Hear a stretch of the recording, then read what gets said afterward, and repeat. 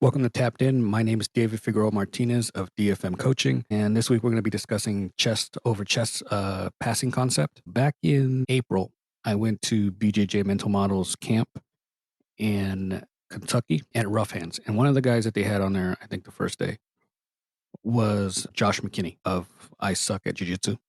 If you are a fan of podcasts, highly suggest it. First off, in watching him teach, he has this incredible way of like making you really engaged, and you're not just there for the content or the technique. You're actually there enjoying a show, is what it felt like to me. He had a way of making less people think. He had a way of making things feel lighthearted, simple, easy to understand and grasp. He just had this innate ability of making people laugh. So I genuinely absolutely love this class. If you get a chance to either take a class or a seminar from him, highly recommend it. So the concept that he taught was chest over chest, and he had us kind of play standing and one person on their back and just kind of maintaining it. And then he had us actually trying to secure the takedown or the guard pass. And the thing that I got from it was its simplicity and its approach. Sometimes when we discuss guard passing, I'm guilty of this too because guards can get really intricate. So we're worried about so many different things: the feet, the hands, the grips, the angles. Are they hooking? Are they pushing? Are they pulling? Like all these different things start coming into play. And sometimes you can lose students who are kind of new to the process and they can't figure out what they're supposed to be doing because they're supposed to be doing so many different things. So my key takeaway that passing with him wasn't just movement, it was committal to being in a specific position. So his idea was your chest is just going to be hovering over their chest however you pass. He didn't care if you use knee cut, if you use any other variation of a knee cut or variation of a pass. He did not teach a genuine pass in the way we know it of like knee cut, double unders. He didn't teach any of that. What he did teach was, I want you to hover over. So if you can imagine someone on their back, you're standing over them, you're probably bent over. And your job, if you can create a plane or a space over your opponent, like if you're doing a bombing run, you need to be exact, kind of just over it. And what it created was a weird angle for the guard to play. It created this weird, like when I've been doing it ever since I got back, people almost look puzzled. They don't quite know what to do because generally speaking, when we attack a guard, we're in front of it, but like at a certain distance. And at that distance, the opponent, bottom on bottom, can sit, they can hook, they can lasso, they can get grips. And there's this sweet spot for everyone based on their height where the guard works really well.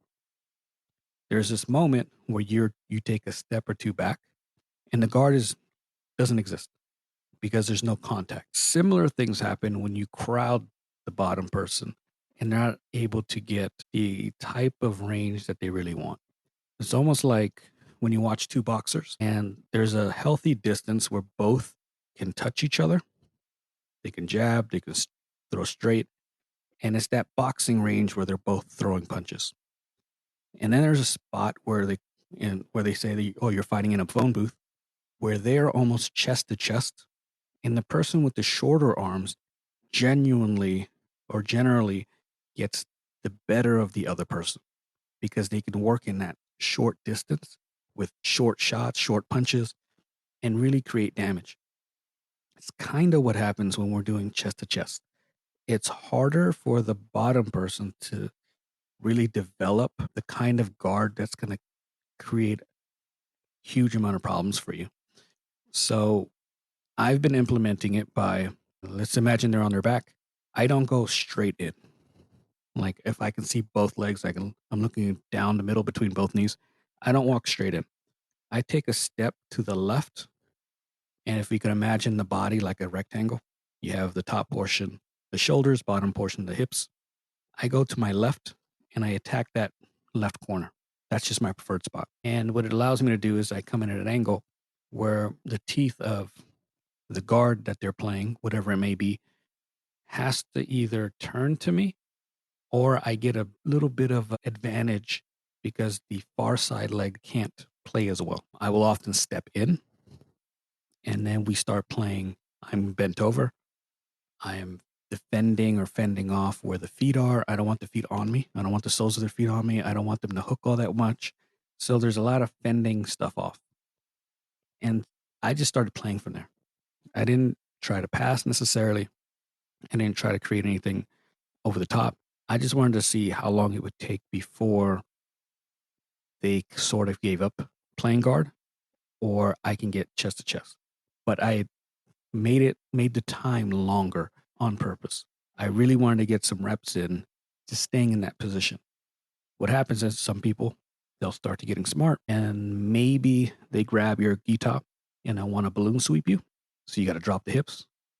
Most people will want to push you away or they'll scoot themselves away to get that perfect range of where the guard's supposed to be. And that's been a little bit of a challenge. So I start to push back. Sometimes I lean in, sometimes I push my weight in, sometimes I start pushing the legs off and I step back in. But it's just a continual game of back and forth where I'm trying to keep everything there. They want to push me off center. Once you've started playing the game a little bit, you'll understand it and it'll become a little bit easier. And you'll actually see the guard coming better from that position because the legs have to kind of come around and you can see and you can sense them coming around far clearer, for me at least, than before.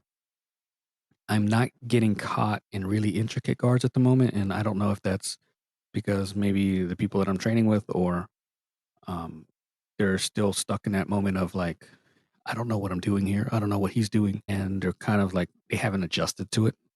It's all possible. So for me, it's simplified my passing. It's allowed me to almost walk into the guard and just play.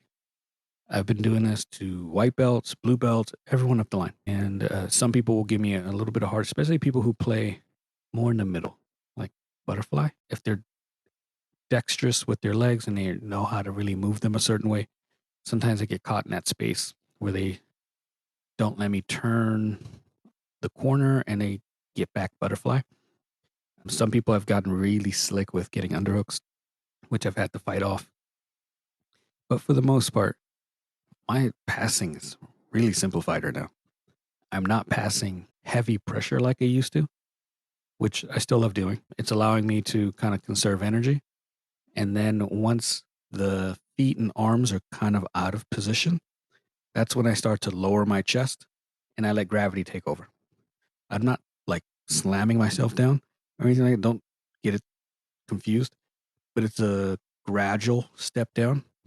And I start to drop my weight. Sometimes their frames have to carry it. And then I start to feel the frames and see where they're pushing and where they're not. If the frame, let's say if we're in like a almost like a knee shield half guard, I'm on my feet, so I'm not on my knees when I'm doing this. I'm on my feet, and because of the angle, it creates a little weird slant to their shield, and sometimes I can make it collapse. Sometimes they collapse it on their own, and I can come over the top and pinch both knees together. Sometimes I can go over towards the head side and like bury my head in their chest or shoulder and kind of pivot on that, go to north south. So it's just been eye opening for me. I'm not worried about a bunch of different grips. I'm not worried about being too intricate or too fancy. It's just where's the weight? Where are the frames? Where do I feel an empty spot? And then kind of making my way to that. I also play, so the guards that I think kind of take this model on, float passing, big is a huge one. Joseph Chen, his kind of, I forgot, I think he calls it tripod passing. Those are two that just they come to mind immediately that borrow heavily from this concept or utilize this concept. If you want to look at their passing, I think it'll help a lot. I think it'll give you context to kind of what I'm talking about. I'll be posting an article on Friday with a couple of examples for links of what Josh was discussing and going over, and then the other examples of the type of chest to chest passing that I'm seeing that are really great examples of it. The mechanics, again, just to keep it basic, I'm bent forward. My head is sort of low. My hips are high. I'm feeling for the empty spots in the guard. We're not not getting complicated with why is my hand here? Why is my hand there? Just feel. If this is brand new for you and you want to get some reps in, make a game out of it where you and your partner, you don't pass. All you do is try to keep your head and chest over their chest and just fend things off. Make it, I don't know, a minute, 2 minutes. Doesn't even have to be 100%. All you're doing is just kind of seeing what they could do, what they can't do, what they don't do well, and then finding those empty spots where you can then start to maybe take the action or take an angle and going into that zone. If you have any questions on this, please ask. I have been teaching it. I've taught it like 2 or 3 times, 3 different classes, and from what I can see, it's benefited students even who are newer to the game, and they're passing a little differently now. They're passing more intuitively opposed to having techniques in their mind that they feel they need to do. For the advanced people who have a passing structure anyway, don't think that this doesn't apply to you. I think that it'll elevate your guard passing even more because you won't be locked into a specific pass. You won't be locked into a specific position. And then you'll start to feel where your own passing sequences or the things that you really like can be utilized far easier than you thought. I'm finding knee cut, which is the first pass that I ever learned. I'm finding the use of that a bit more now and not being forced because the position that I'm in for chest over chest doesn't actually it doesn't feed into or give an initial pass. When I was passing, the first thing you would see is that I'm knee cutting. So it was harder to defend or easier to defend, I should say. Now that I'm doing chest over chest and I'm just feeling for what's coming, they don't see the knee cut coming as often as before. They don't see the leg weave from half guard as easily as they would before. Sometimes I'm chest over chest and I'm barreling down a little bit. And then I take a half step back and maybe bullfighter pass or something similar to that. And it takes the legs completely out of the way. And they don't respond as well as they would have. Because again, it's kind of masking how I want to actually pass. And they are determining which ones of the passes that I want to do are actually working. Sometimes I initiate maybe a knee cut and then they'll grab my ankle. So now we're kind of like a knee cut, quarter knee cut, that weird phase where you can't get the leg free. I'll plant my hands over their shoulders and I'll slide the trapped leg all the way across so we end up in quarter mount. And then from there, I start float passing. And that again, it's a version of chest over chest, in my opinion. And it allows me to kind of exhaust them because now they have to defend, they have to hold, they have to frame, they have to push me away, and they're trying to get that guard back into play.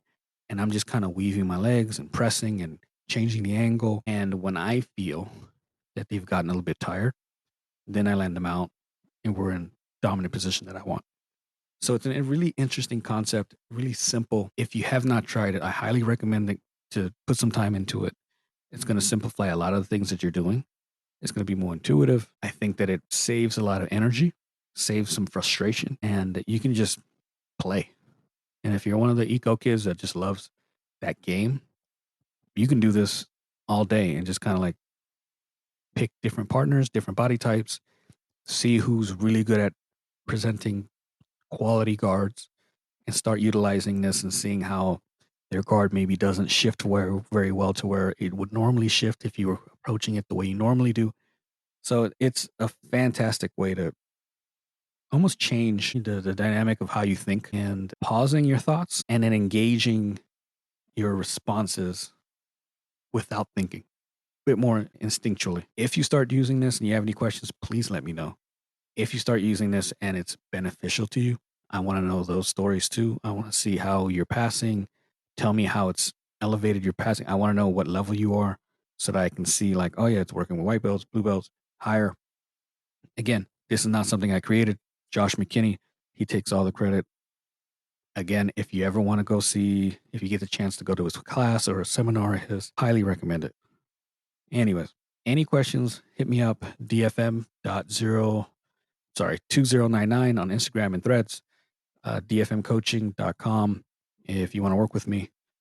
If you're in San Diego, I am doing a Kimura seminar, $30. And if you come in, that money goes to a family whose child is having open heart surgery this month. And we're trying to help them out as much as we can. If you can't make it, maybe you're out of town, but you want to help, there's a GoFundMe link that you guys can click. If you can help, huge. I'd be eternally blessed. But anyways, till next time, thank you.